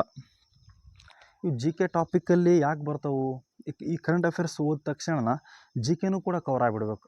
ಸೊ ನಮಗೆ ಜಿ ಕೆನೂ ಕವರ್ ಆಗುತ್ತಾ, ಕರೆಂಟ್ ಅಫೇರ್ಸು ಕವರ್ ಆಗುತ್ತಾ, ಎಂಟೈರ್ ಸಿಲೆಬಸ್ಸೇ ಕವರ್ ಆಗಿಬಿಡುತ್ತಾ. ಓಕೆ. ನಾವೇನು ಮಾಡ್ತೀವಿ, ಜಿ ಕೆ ಬುಕ್ ಓದ್ತಿರ್ತೀವಿ, ಯಾವುದೋ ಒಂದು ಜಿ ಕೆ ಅದು ಓದಿದ್ನೇ ಇದು ಓದಿದ್ನೇ, ಹಳೆವು ಹಿಂದುಳು ಮುಂದುಳು ಎಲ್ಲ ಓದ್ಕೊಂತ ಕೊಂಡಿರ್ತೀವಿ. ಅದು ಎಕ್ಸಾಮ್ನಾಗ ನಾವು ಓದೋದೊಂದು, ಅದು ಬರೋದೊಂದು. ಯಾಕೆ ನಾವು ಎಕ್ಸಾಮಲ್ಲಿ ಬರುವಂತಹ ಟಾಪಿಕ್ನೇ ಓದಲ್ಲ, ಯಾಕೆ ನಾವು ಎಕ್ಸಾಮಲ್ಲಿ ಬರುವಂಥ ಟಾಪಿಕ್ನೇ ಕವರ್ ಮಾಡಲ್ಲ ಅಂದ್ರಪ್ಪ ಅಂದ್ರೆ ಇವೇ ಮೋಸ್ಟ್ ಇಂಪಾರ್ಟೆಂಟ್. ನಮಗೆ ಇಂತಹ ಒಂದು ಇದರಿಂದ ನಾವು ಹೊರಗುಳಿರ್ತೀವಿ, ಇಂತಹ ಒಂದು ಟಾಪಿಕ್ಕಿಂದ ನಾವು ಹೊರಗುಳಿರ್ತೀವಿ. ಈ ಒಂದು ಟಾಪಿಕ್ ಆ ವರ್ಷ ಸುದ್ದಿಯಲ್ಲಿತ್ತ, ಆ ತಿಂಗಳ ಸುದ್ದಿಯಲ್ಲಿತ್ತ, ಓದಿ ಬಿಸಾಕ್ಬಿಟ್ರೆ ಜಿ ಕೆನೂ ಕವರ್ ಆಯ್ತು, ಕರೆಂಟ್ ಅಫೇರ್ಸನ್ನು ಕವರ್ ಆಯ್ತು, ಎಲ್ಲ ಕವರ್ ಆಯಿತು. ಎಕ್ಸಾಮ್ ಖುಲ್ಲಾನ ಆಯ್ತು. ಹೌದಲ್ಲ. ಈಸಿಯಾಗಿ ನಾವು ಎಕ್ಸಾಮಲ್ಲಿ ಗೆಟ್ಟಿನ್ ಆಗಬಹುದು. ಓಕೆ. ನೆಕ್ಸ್ಟು ಭಾರತ ಚೀನಾ ಮತ್ತು ರಾಜತಾಂತ್ರಿಕ ಸಂಬಂಧಕ್ಕೆ 75 ವರ್ಷ ಅನ್ನೋ ಟಾಪಿಕ್ ಕೊಟ್ಟಾರ. ಸೊ ಇಲ್ಲೇನು ನಾವು ಜಿಯೋಗ್ರಫಿಕಲ್ ನೋಡ್ಬೇಕಂದ್ರೆ, ಭಾರತ ಮತ್ತು ಚೀನಾ ಎಷ್ಟು ಗಡಿ ಹಂಚ್ಕೊಂಡವು, ಭಾರತ ಮತ್ತು ಚೀನಾ ಗಡಿ ರೇಖೆ ಯಾವುದು, ಭಾರತ ಮತ್ತು ಚೀನಾ ಎಷ್ಟು ಸಾರಿ ಯುದ್ಧಗಳು ನಡೆದವು. ಓಕೆನಾ. ಅಲ್ಲಿ ಪ್ರಮುಖವಾಗಿ ಕಂಡು ಬರುವಂತಹ ಬೆಟ್ಟಗಳು ಯಾವುವು, ಇಷ್ಟೇ ನೋಡ್ರಿ. ಒಂದು ಕರೆಂಟ್ ಅಫೇರ್ಸ್ ಬಂತ, ಅಲ್ಲಿ ಹಿಸ್ಟರಿ, ಜಿಯೋಗ್ರಫಿಕ್ಕು, ಎಕನಾಮಿಕ್ಕು, ಆಮೇಲೆ ಏನ್ರಿ ಅಲ್ಲಿ ಸಂಬಂಧಪಟ್ಟಂಥ ಯಾವುದೇ ಒಪ್ಪಂದಗಳ ಇಲ್ಲಿ ಎಲ್ಲವೂ ಕೂಡ ಕವರ್ ಆಗಬೇಕು. ಆವಾಗಲೇ ನಾವು ಈಸಿಯಾಗಿ ಸ್ಕೋರ್ ಮಾಡೋಕ್ಕೆ ಸಾಧ್ಯ. ಓಕೆನಾ. ಮತ್ತು ರಣಹದ್ದುಗಳ ಸಂರಕ್ಷಣೆ ಅಂತ ಕೊಟ್ಟಾರ. ಸೊ ಆರ್ಟಿಕಲ್ ಒಂದು ಸ್ವಲ್ಪ ಓದ್ರಿ. ವಿದುರ ನೀತಿಯಲ್ಲಿ ಏನು ಕೊಟ್ಟಾರೆ, ಸಂವಿಧಾನಕ್ಕೆ ಕಾನೂನು ತಿದ್ದುಪಡಿ ಕೇಳ್ಯಾರ. ಅವೆಲ್ಲ ಇರಲಿ, ಒಂದು ಸ್ವಲ್ಪ ಸೂಕ್ಷ್ಮವಾಗಿ ಅಭ್ಯಾಸ ಮಾಡಿರಿ. ಇಲ್ಲೆಲ್ಲ ಹೇಳ್ಕೊಂತ ಕುಂದ್ರಕ್ಕಾಗಲ್ಲ ರೀ, ಸ್ವಲ್ಪ ವಿಡಿಯೋ ಲೆಂತಿ ಆಗುತ್ತಾ. ಓಕೆ. ಸ್ವಲ್ಪ ಪರಿವಿಡಿನ ಒಂದು ಸ್ವಲ್ಪ ಓದ್ಬಿಡ್ತೀನಿ. ಆ ಒಂದು ಟಾಪ್ 10 ಓದಿದ ಮೇಲೆ ಕರ್ನಾಟಕ ಪ್ರಚಲಿತ ಘಟನೆಗಳು ಕಂಪಲ್ಸರಿಯಾಗಿ ಎಲ್ಲವೂ ಕೂಡ ಓದಲೇಬೇಕು. ಓಕೆನಾ. ಅವಾಗಲೇ ಒಂದು ಸ್ವಲ್ಪ ಅದಕ್ಕೊಂದು ಅರ್ಥ ಸಿಗುತ್ತೆ. ಯಾಕಂದ್ರೆ ನಮ್ಮ ಕನ್ನಡದ ಬಗ್ಗೆ ನಾವು ತಿಳ್ಕೊಬೇಕಲ್ಲ. ಸೊ ಒಂದು ಸಾರಿ ಓದಿರಿ. ಅದ್ರಾಗ ಮೋಸ್ಟ್ ಇಂಪಾರ್ಟೆಂಟ್ ಯಾವುವು ಅಂತಂದೇಳಿ ನಿಮಗೆ ಗೊತ್ತಾಗ್ತವೆ. ಯಾವಾಗ ನೀವು ಕ್ವಶನ್ ಪೇಪರ್ ಬಿಡಿಸ್ತಿರಲ್ಲ ಅವಾಗಲೇ ನೀವು ಇವು ಇಂಪಾರ್ಟೆಂಟ್ ಅಲ್ಲ, ಯಾವಾಗ ನೀವು ಇವನ್ನ ಕ್ಲಾರಿಫಿಕೇಷನ್ ಮಾಡೋಕ್ಕೆ ಸಾಧ್ಯ ಆಗುತ್ತಾ ಅವಾಗ ಈಸಿಯಾಗಿ ನೀವು ಯಾವುದೇ ಎಕ್ಸಾಮ್ನ ಪಾಸ್ ಆಗ್ಬೋದು. ಓಕೆನಾ. ಆಮೇಲೆ ಐ ಸಿ ಕೊಟ್ಟಾರ, ಅದೊಂದು ಸ್ವಲ್ಪ ಯಾವ್ಯಾವ ಇಂಪಾರ್ಟೆಂಟ್ ವಿಧಿಗಳೇನಾದ್ರು ಕೊಟ್ಟಿದ್ದರೆ ಸ್ವಲ್ಪ ಅವ್ನು ನೋಡ್ಕೇಳ್ರಿ. ಆಮೇಲೆ ನೆಕ್ಸ್ಟ್ ಅಂತಾರಾಷ್ಟ್ರೀಯ ಸಂಬಂಧಗಳು ಬರ್ತಾವೆ, ಆ ಒಂದು ದೇಶಗಳು ಯಾವ್ಯಾವು ಅವನು ಸ್ವಲ್ಪ ನೋಡ್ಕೇಳ್ರಿ. ಓಕೆನಾ. ಯಾವುದಾದ್ರು ಒಪ್ಪಂದ ನಡೀತಾ ಅವನು ನೋಡ್ಕೇಳ್ರಿ. ಓಕೆನಾ. ಇನ್ನು ನೆಕ್ಸ್ಟು ಭಾಗ, ಈ ಒಂದು ಪರಿವಿಡಿಯಲ್ಲಿ ನಾವು ಏನು ನೋಡ್ಬೇಕು ರೀ, ಸ್ಪರ್ಧಾ ಅರಿವು ಸುದ್ದಿ ಚಿತ್ರಣ ಅಂತಂದೈತಿ. ಅವನ್ನೆಲ್ಲ ಒಂದು ಸಾರಿ ಓದ್ರಿ. ಓಕೆ. ಕಂಪಲ್ಸರಿಯಾಗಿ ಓದ್ರಿ. ಮತ್ತು ಇದಕ್ಕೆ ಸಂಬಂಧಪಟ್ಟಂತಹ ಯಾವುದೇ ಜಿ ಕೆ ಟಾಪಿಕ್ ಬಂತು ಅಂದ್ಕೊಳ್ರಿ, ಅದನ್ನು ಇಲ್ಲಿ ಕವರ್ ಮಾಡಿಕೊಡ್ರಿ. ಓಕೆನಾ. ನೆಕ್ಸ್ಟ್ ಕರ್ನಾಟಕದ ಪ್ರಚಲಿತ ಘಟನೆಗಳು ಅವನ್ನ ಕಂಪಲ್ಸರಿಯಾಗಿ ಒಂದು ಸಾರಿ ಓದಿರಿ. ಓಕೆನಾ. ನೆಕ್ಸ್ಟು ರಾಜ್ಯಶಾಸ್ತ್ರಕ್ಕೆ ಸಂಬಂಧಪಟ್ಟಂತಹ ಮೋಸ್ಟ್ ಇಂಪಾರ್ಟೆಂಟ್ ಟಾಪಿಕ್ಗಳನ್ನು ಕೊಟ್ಟಾರ, ಅವನು ನೀವು ಕವರ್ ಮಾಡಿಕೊಡ್ರಿ. ಓಕೆ. ಅದ್ರಾಗ ಏನೇನು ಕವರ್ ಮಾಡ್ಕೋಬೇಕು ರಾಜ್ಯಶಾಸ್ತ್ರ ಅಥವಾ IC ಸಂಬಂಧಪಟ್ಟಂತೆ ಯಾವ್ಯಾವ ಕವರ್ ಮಾಡ್ಕೋಬೇಕಂದ್ರೆ ನೋಡಿರಿ, ನೀವು ಕ್ವಶನ್ ಪೇಪರ್ ನೋಡಿದಾಗ ಆ ಒಂದು ಟಾಪಿಕ್ ನಮ್ಗೆ ಎಷ್ಟು ಇಂಪಾರ್ಟೆಂಟ್ ಆಗುತ್ತೆ ಅನ್ನೋದೇಳಿ ಆರಾಮ್ಸೆ ಆಗಿ ಗೊತ್ತಾಗುತ್ತಾ. ಎಕ್ಸಾಂಪಲ್ಲು ಇಲ್ಲಿ ಒಂದು ಏನು ಕೊಟ್ಟಾರ್ರಿ, ಭಾರತ ಸಂವಿಧಾನದ 22ನೇ ವಿಧಿ ಬಗ್ಗೆ ಒಂದು ಕೊಟ್ಟಾರ. ಸೊ ಅದು ನಮಗೆ ಇಂಪಾರ್ಟೆಂಟ್ ಆಗುತ್ತಾ. ಶೂನ್ಯ ವೇಳದ ಬಗ್ಗೆ ಪ್ರಶ್ನೆಗಳು ಕೇಳಿದಾರೆ. ಸೊ ಒಂದು ಆರ್ಟಿಕಲ್ ಕೂಡ ಇಲ್ಲಿ ಬಂದೈತಿ, ಅದು ನಮಗೆ ಇಂಪಾರ್ಟೆಂಟ್ ಆಗುತ್ತಾ. ನೆಕ್ಸ್ಟ್ 311ನೇ ವಿಧಿ ಸಂಬಂಧಪಟ್ಟಂತಹ ಆರ್ಟಿಕಲ್ ಕೊಟ್ಟಾರ. ಸೊ ಅದು ನಮಗೆ ಇಂಪಾರ್ಟೆಂಟ್ ಆಗುತ್ತಾ. ನೆಕ್ಸ್ಟು 8ನೇ ಅನುಸೂಚಿಗೆ ಭಾಷೆಗಳ ಸೇರ್ಪಡೆ ಮಾಡೋಕೆ ಇದು ಮಾಡೀವಿ, ಅದು ಕೂಡ ನಮಗೆ 8ನೇ ಅನುಸೂಚಿ ಇಂಪಾರ್ಟೆಂಟ್ ಆಗುತ್ತಾ IC ಸಂಬಂಧಪಟ್ಟಂತೆ. ಆಮೇಲೆ ವಿಧಿ 276 ಇಂಪಾರ್ಟೆಂಟ್ ಆಗುತ್ತಾ. ಓಕೆನಾ. ನೆಕ್ಸ್ಟು ನ್ಯಾಯಾಧೀಶರ ಬಗ್ಗೆ ಇಂಪಾರ್ಟೆಂಟ್ ಆಗುತ್ತಾ. ಸೊ ಇಂಥವು ಮೋಸ್ಟ್ ಇಂಪಾರ್ಟೆಂಟ್ ಟಾಪಿಕ್ ಆಗುತ್ತೆ. ಅಲ್ಲಿ GKಲಿ ನಿಮ್ಗೆ ಆ ಟಾಪಿಕ್ ಗೊತ್ತಿರಬೇಕು. ಅಂದರೆ GKಲಿ ಅದನ್ನು ನಿಮಗೆ ಮೋಸ್ಟ್ ಇಂಪಾರ್ಟೆಂಟ್ ಅಂತ ಓದಿರಬೇಕು. ಆ ಒಂದು ಸಂಬಂಧಪಟ್ಟಂಥ ಆ ಒಂದು ಟಾಪಿಕ್ಕಿಗೆ ಸಂಬಂಧಪಟ್ಟಂತಹ ಆರ್ಟಿಕಲ್ಲು ಆ ತಿಂಗಳಲ್ಲಿ ಬಂದ್ರಪ್ಪ ಅಂದ್ರೆ ಅವು ಮೋಸ್ಟ್ ಇಂಪಾರ್ಟೆಂಟ್ ಆಗ್ತವೆ. ಯಾಕೆ ಮೋಸ್ಟ್ ಇಂಪಾರ್ಟೆಂಟ್ ಆಗ್ತವೆ, ಅವೇ ಎಕ್ಸಾಮಿಗೆ ಬರ್ತಾವೆ. ಓಕೆನಾ. ಇನ್ನು ನೆಕ್ಸ್ಟ್ ಅಂತಾರಾಷ್ಟ್ರೀಯ ಸಂಬಂಧಗಳಂತ ಐತಿ. ಸೊ ಇದೊಂದು ಸ್ವಲ್ಪ ನೋಡಿಕೊಡ್ರಿ. ಓಕೆ. ಇನ್ನು ನೆಕ್ಸ್ಟ್ ರಕ್ಷಣಾ ಮತ್ತು ಭದ್ರತೆ ಭಾಳ ಏನಿಲ್ಲ, ಒಂದು 2-3 ಆರ್ಟಿಕಲ್ ಐತೆ, ಅದೊಂದು ಸ್ವಲ್ಪ ಓದ್ಕೊಂಬಿಡ್ರಿ. ನೆಕ್ಸ್ಟು ನಮ್ಮ ಒಂದು ಪರಿಸರಕ್ಕೆ ಅಧ್ಯಯನಕ್ಕೆ ಸಂಬಂಧಪಟ್ಟಂತೆ ನೇತ್ರಾವತಿ ನದಿ ಬಗ್ಗೆ ಕೊಟ್ಟಾರ, ತೈವಾನ್ ಜಲಸಂಧಿ ಬಗ್ಗೆ ಕೊಟ್ಟಾರ, ಆಮೇಲೆ ಇಂಗಾಲ ತೆರಿಗೆ ಬಗ್ಗೆ ಕೊಟ್ಟಾರ. ಸೊ ಇವು ಪದೇ ಪದೇ ಎಕ್ಸಾಮಿಗೆ ಕೇಳುವಂತಹ ಟಾಪಿಕ್ಕು, ಇವೊಂದು ಸ್ವಲ್ಪ ನೀವು ಕಣ್ಣಾಡಿಸ್ರಿ. ಓಕೆ. ನೆಕ್ಸ್ಟ್ ತಾರ್ ಮರಭೂಮಿ ಬಗ್ಗೆ ಕೊಟ್ಟಾರ, WMO ಬಗ್ಗೆ ಕೊಟ್ಟಾರ. ಸೊ WMOನ ಕೇಂದ್ರ ಕಚೇರಿ ಎಲ್ಲೈತಿ, WMO ಮಾಡುವಂತಹ ಪ್ರಮುಖ ಕಾರ್ಯಚಟುವಟಿಕೆ ಯಾವುವು, ಸ್ವಲ್ಪ ಲಕ್ಷ್ಯ ಇರಲ್ಲ ನಮ್ಗೆ. ಓಕೆನಾ. ನಾವು ಸೈನ್ಸ್ ಅಂತ ಕೇಳ್ರೆ ಸೈನ್ಸ್ನ ಒಂದು ಸ್ವಲ್ಪ ನೋಡ್ಕೊಳ್ರಿ. ಓಕೆನಾ. ಮತ್ತು ಅರ್ಥಶಾಸ್ತ್ರ ಬಗ್ಗೆ ಕೊಟ್ಟಾರ, ಅದನ್ನೆಲ್ಲ ನೀವು ಓದಲೇಬೇಕು ಕಂಪಲ್ಸರಿಯಾಗಿ. ಕಲೆ ಮತ್ತು ಸಂಸ್ಕೃತಿ, ಅಲ್ಲಿ ಇಂಪಾರ್ಟೆಂಟ್ ಎಲ್ಲ ಕಲೆ ಮತ್ತು ಸಂಸ್ಕೃತಿ ಯಾವ್ಯಾವ ಸಂಬಂಧಪಟ್ಟಂತೆ ಎಲ್ಲ ಆರ್ಟಿಕಲ್ ಬಂದವಲ್ಲ ಅವೆಲ್ಲ ಕೊಟ್ಟಾರ, ಅದ್ರ ಕಡೆ ಒಂದು ಸ್ವಲ್ಪ ಲಕ್ಷ್ಯ ಇರಲಿ. ಓಕೆ. ಸುದ್ದಿಯಲ್ಲಿರೋ ಯೋಜನೆಗಳು ಕೂಡ ಕೊಟ್ಟಾರ, ಅದ್ರ ಕಡೆ ಒಂದು ಸ್ವಲ್ಪ ಲಕ್ಷ್ಯ ಇರಲಿ. ನೆಕ್ಸ್ಟ್ ವರದಿಗಳು ಮತ್ತು ಸೂಚ್ಯಾಂಕಗಳ ಬಗ್ಗೆ ಕೊಟ್ಟಾರ, ಅವು ಕಡೆ ಒಂದು ಸ್ವಲ್ಪ ಲಕ್ಷ್ಯ ಇರಲಿ. ಓಕೆನಾ. ನೆಕ್ಸ್ಟ್ ನೇಮಕಾತಿಗಳ ಬಗ್ಗೆ ಮೋಸ್ಟ್ ಇಂಪಾರ್ಟೆಂಟು. 23ನೇ ಕಾನೂನು ಆಯೋಗದ ನೇಮಕ ಆಗೈತಿ, 23 ಕಾನೂನು ಅಧ್ಯಕ್ಷರ ನೇಮಕ ಆಗ್ಯಾರ. ಅವ್ರನ್ನ ಯಾರು ನೇಮಕ ಮಾಡ್ತಾರ, ಅವ್ರು ಯಾರು, ಇಷ್ಟರ ನಮ್ಗೆ ಗೊತ್ತಿದ್ರೆ ಸಾಕು. ಓಕೆನಾ. ಪ್ರಶಸ್ತಿಗಳ ಬಗ್ಗೆ ತಿಳ್ಕೊಳ್ರಿ. ನೆಕ್ಸ್ಟು ಸುದ್ದಿಯಲ್ಲಿರುವ ವ್ಯಕ್ತಿಗಳು: ಶ್ರೀನಿವಾಸ್ ರಾಮಾನುಜನ್, ಸರ್ವಪಲ್ಲಿ ರಾಧಾಕೃಷ್ಣನ್, ಪಂಡಿತ್ ರಾಮಾಬಾಯಿ ಸರಸ್ವತಿ, ಕಮಲಾದೇವಿ ಚಟ್ಟೋಪಾಧ್ಯಾಯ. ಇವ್ರ ಬಗ್ಗೆ ಕಂಪಲ್ಸರಿಯಾಗಿ ಓದಲೇಬೇಕು. ನಮಗೆ ಗೊತ್ತಿಲ್ಲದಂಗೆ ಇವ್ರ ಬಗ್ಗೆ ಪ್ರಶ್ನೆಗಳು ಬಂದೇ ಬಂದಿರ್ತಾವೆ. ಓಕೆನಾ. ಮತ್ತು ಯಾರ್ಯಾರು ನಮ್ಮಿಂದ ಅಗಲಿದ್ರಂತಂದೇಳಿ ಕಸ್ತೂರಿ ರಂಗನ್ ಬಗ್ಗೆ ಕಸ್ತೂರಂಗನ್ ವರದಿ ಯಾವಾಗ ಅದು ವರದಿ ಆಯಿತು, ಅವ್ರು ಯಾವುದಕ್ಕೆ ಸಂಬಂಧಪಟ್ಟಿದ್ರು, ಯಾವ ಒಂದು ವರದಿಗೆ ಅವರು ಸಂಬಂಧಪಟ್ಟಿದ್ರು, ಈ ಥರ ಎಲ್ಲ ಕ್ವಶನ್ ಕೇಳ್ತಾರೆ, ಸ್ವಲ್ಪ ಲಕ್ಷ್ಯ ಇರಲಿ. ಓಕೆನಾ. ನೆಕ್ಸ್ಟ್ ಕ್ರೀಡೆಗಳು ಬಂದವು, ಅದ್ರ ಕೂಡ ಸ್ವಲ್ಪ ಲಕ್ಷ್ಯ ಇರಲಿ. ಅದ್ರಾಗ ಈ ಸಾರಿ ಕ್ರೀಡೆಯಲ್ಲಿ ಮೋಸ್ಟ್ ಇಂಪಾರ್ಟೆಂಟ್ ಯಾವುದ್ರಿ, ಖೇಲೋ ಇಂಡಿಯಾ ಒಂದು ಮತ್ತು ಮಹಿಳಾ ವಿಶ್ವಕಪ್, ಇದೊಂದು ಸ್ವಲ್ಪ ನೋಡಿ ಕೇಳ್ರಿ. ಬ್ರಿಟನ್ ಆತಿಥ್ಯ ವಹಿಸ್ಕೊಂಡೈತಿ 2035. ಓಕೆ. ನೆಕ್ಸ್ಟ್ ಚುಟುಕು ಸುದ್ದಿಗಳು ಅಂತಂದೇಳಿ ಭಾರತ ಮತ್ತು ಸೌದಿ ಅರೇಬಿಯಾ ಸಂಬಂಧಗಳು, ತಾಜ್ ಮಹಲ್ ಬಗ್ಗೆ ಕೊಟ್ಟಾರ, ರೇಷ್ಮೆ, ಭಾರತದಲ್ಲಿ ರೇಷ್ಮೆ ಕ್ರಾಂತಿ ಬಗ್ಗೆ ಕೊಟ್ಟಾರ, ಹವಳ ದಿಬ್ಬಗಳು ಕೊಟ್ಟಾರ, ಭಾರತದಲ್ಲಿ ಬೆಳೆಗಳು ಮತ್ತು ತಳಿಗಳು ಕೊಟ್ಟಾರ, ಆರ್ಸೆನಿಕ್ ಮಾಲಿನ್ಯ ಕೊಟ್ಟಾರ. ಇಲ್ಲಿ ಏನು ನೋಡ್ಬೇಕಂದ್ರೆ, ಈ ತಾಜ್ ಮಹಲ್ ಅಂತ ಬಂದ ತಕ್ಷಣ ಈ ತಾಜ್ ಮಹಲ್ ನೋಡಿ ಅಷ್ಟೇ ಬಿಡಬಾರ್ದು. ತಾಜ್ ಮಹಲ್ನ ಯಾರು ನಿರ್ಮಾಣ ಮಾಡಿದ್ರು, ಯಾವ ಒಂದು ಶತಮಾನದಾಗ ತಾಜ್ ಮಹಲ್ ನಿರ್ಮಾಣ ಆಯಿತು, ಆಮೇಲೆ ತಾಜ್ ಮಹಲ್ ಕಂಡುಬರುವ ಸ್ಥಳ ಯಾವುದು, ಆಮೇಲೆ ತಾಜ್ ಮಹಲ್ ಮಾಲಿನ್ಯ ಆಗಕ್ಕೆ ಯಾವ್ಯಾವ ಆಮ್ಲಗಳು ಕಾರಣ ಆಗತ್ತವು, ಆಮ್ಲ ಮಳೆ ಎಂದರೇನು, ಓಕೆನಾ, ಆಮ್ಲ ಮಳೆ ಎಂದರೇನು, ಆಮ್ಲ ಮಳೆಯಲ್ಲಿ ಯಾವ್ಯಾವ ಬರ್ತಾವು, ಈ ರೀತಿಯಾಗಿ ಸೈನ್ಸಿಗೆ ಕಂಪೇರ್ ಮಾಡಿ ಇದನ್ನು ಓದಬೇಕು.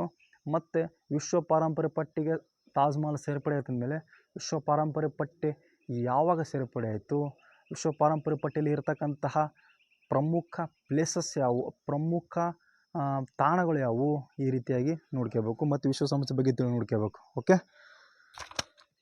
ನಾನು ಹೇಳೋದು ಅರ್ಥ ಆತಂದು ಅಂದ್ಕೊಳ್ತೀನಿ. ಲಾಸ್ಟ್ ಬಟ್ ನಾಟ್ ಲೀಸ್ಟ್ ರೀ, ಈ ವಿಡಿಯೋ ಮಾಡಿದ್ದು ಇಷ್ಟೇ. ಮತ್ತು ಲಾಸ್ಟಿಗೆ ಏಪ್ರಿಲ್ ತಿಂಗಳ ಮೋಸ್ಟ್ ಇಂಪಾರ್ಟೆಂಟ್ ದಿನಗಳು ಕೊಟ್ಟಾರ, ಅವು ಕಡೆ ಒಂದು ಸ್ವಲ್ಪ ಲಕ್ಷ್ಯ ಇರಲಿ. ಓಕೆನಾ. ಯಾಕೆ ಈ ವಿಡಿಯೋ ಮಾಡಿದೆ? ಈ ವಿಡಿಯೋ ಮಾಡೋ ಮೋಸ್ಟ್ ಇಂಪಾರ್ಟೆಂಟ್ ಉದ್ದೇಶ ಏನಾಗಿತ್ತಂದ್ರೆ, ಈ ಒಂದು ಕಾಂಪಿಟೇಟಿವ್ ಎಕ್ಸಾಮ್ ಅಂದ ತಕ್ಷಣ ಏನು ಮಾಡ್ತೀವಿ ನಾವು, ಕರೆಂಟ್ ಅಫೇರ್ಸ್ನ ದೊಡ್ಡ ಸಬ್ಜೆಕ್ಟ್ ಅಂತಂದೇಳಿ ಟ್ರೀಟ್ ಮಾಡ್ತೀವಿ. ಕರೆಂಟ್ ಅಫೇರ್ಸ್ ಅಂದರೆ ಬೆಟ್ಟ. ಹೌದು, ಕರೆಂಟ್ ಅಫೇರ್ಸ್ ಬೆಟ್ಟನೇ ಅದು. ಎಷ್ಟು ಓದಿದ್ರೂ ಕೂಡ ಸಾಕಾಗಲ್ಲ. ಅಷ್ಟು ಟಾಪಿಕ್ಕು, ದಿನ ಸಾವಿರಾರು ಟಾಪಿಕ್ ಬರ್ತಾವೆ, ಹೌದಲ್ರಿ? ಅವನ್ನೆಲ್ಲ ಓದಿ ನೆನಪಿಡೋಕ್ಕೆ ಸಾಧ್ಯನಾ?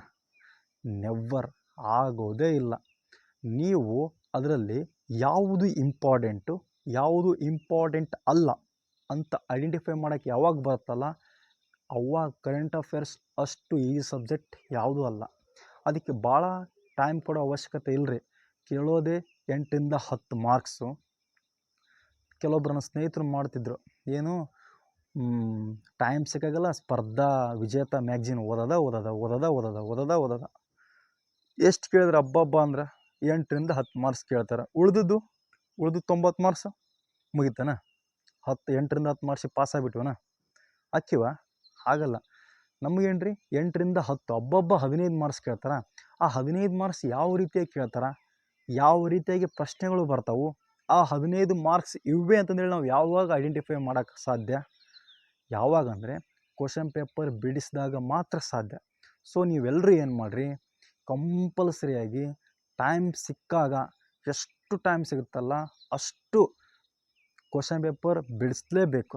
ಆಮೇಲೆ ಕ್ವಶನ್ ಪೇಪರ್ ಬಿಡಿಸೋದಂದರೆ ಕೇವಲ ಕ್ವಶನ್ ಪೇಪರ್ ಅಷ್ಟೇ ಬಿಡಿಸ್ಬಾರ್ದ್ರಿ. ಆ ಕ್ವಶನ್ ಪೇಪರ್ ಬಿಡಿಸಿದ್ರ ಅಲ್ಲಿ ಎಷ್ಟು ಆಪ್ಷನ್ ಕೊಟ್ಟಿರ್ತಾರೆ? 4 ಆಪ್ಷನ್ ಕೊಟ್ಟಿರ್ತಾರೆ. ಆ 4 ಆಪ್ಷನ್ಸು ನಮಗೆ ಮೋಸ್ಟ್ ಇಂಪಾರ್ಟೆಂಟ್. ನಮ್ಗೆ ಗೊತ್ತಿಲ್ಲದಂಗೆ ಅವು ನೆಕ್ಸ್ಟ್ ಕ್ವಶನ್ ಪೇಪರಿಗೆ ಬಂದಿರ್ತಾವೆ. ಬೇಕಾದ್ರೆ ಅಬ್ಸರ್ವ್ ಮಾಡಿರಿ ನೀವು.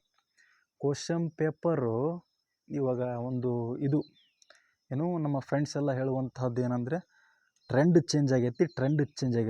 ಟ್ರೆಂಡ್ ಯಾವುದೇ ಕಾರಣಕ್ಕೂ ಚೇಂಜ್ ಆಗಿಲ್ಲ ಸ್ವಾಮಿ. ಟ್ರೆಂಡ್ ಚೇಂಜ್ ಆಗೇ ಇಲ್ಲ. ಕೇಳುವಂತಹ ಪ್ರಶ್ನೆಗಳ ಶೈಲಿ ಚೇಂಜ್ ಆಗೈತಿ. ಇನ್ ಡೆಪ್ತ್ ಅವೇ ಟಾಪಿಕ್ ಅದಾವೆ.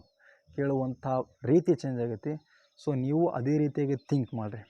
ಓಕೆ, ನೆಕ್ಸ್ಟ್ ಆ ಒಂದು 4 ಆಪ್ಷನ್ ಬಗ್ಗೆ ನಿಮ್ಗೆ ಕಂಪಲ್ಸರಿ ಗೊತ್ತಿರಬೇಕು ನೋಡಿರಿ. ಅವು ಕೂಡ ಮೋಸ್ಟ್ ಇಂಪಾರ್ಟೆಂಟ್ ಟಾಪಿಕ್ ಅನ್ಕೊಂಬಿಡ್ರಿ. ಓಕೆ, ಎಲ್ಲರಿಗೂ ಆಲ್ ದ ಬೆಸ್ಟ್. ಇದು ನಾನು ಮಾಡಿದಂಥ ವಿಡಿಯೋ ನಿಮ್ಗೆ ಅರ್ಥ ಆಯ್ತು ಅಂದ್ಕೊಳ್ತೀನಿ. ಏನಿಲ್ಲಪ್ಪ, ಒಂದು ಮ್ಯಾಗ್ಝಿನ್ ತೊಗೊಂಡ್ರಾ, ಕರೆಂಟ್ ಅಫೇರ್ಸ್ ಓದಕತ್ರ, ಆ ಕರೆಂಟ್ ಅಫೇರ್ಸ್ ಸಂಬಂಧಪಟ್ಟಂಥ ಆರ್ಟಿಕಲ್ಸು ನೀವು ಹಿಂದೆ ಯಾವುದಾದ್ರೂ GK ಬುಕ್ಕಲ್ಲಿ ಓದಿದ್ರಾ, ಅಥವಾ ಈ ಹಿಂದೆ ಯಾವುದಾದ್ರೂ ಪ್ರಶ್ನೆ ಪತ್ರಿಕೆಯಲ್ಲಿ ಓದಿದ್ರಾ? ಹಾಂ, ಓದೀನಿ. ಓಕೆ, ಅದು ಮೋಸ್ಟ್ ಇಂಪಾರ್ಟೆಂಟ್ ಅಷ್ಟೇ. ಓದಿಲ್ವಾ?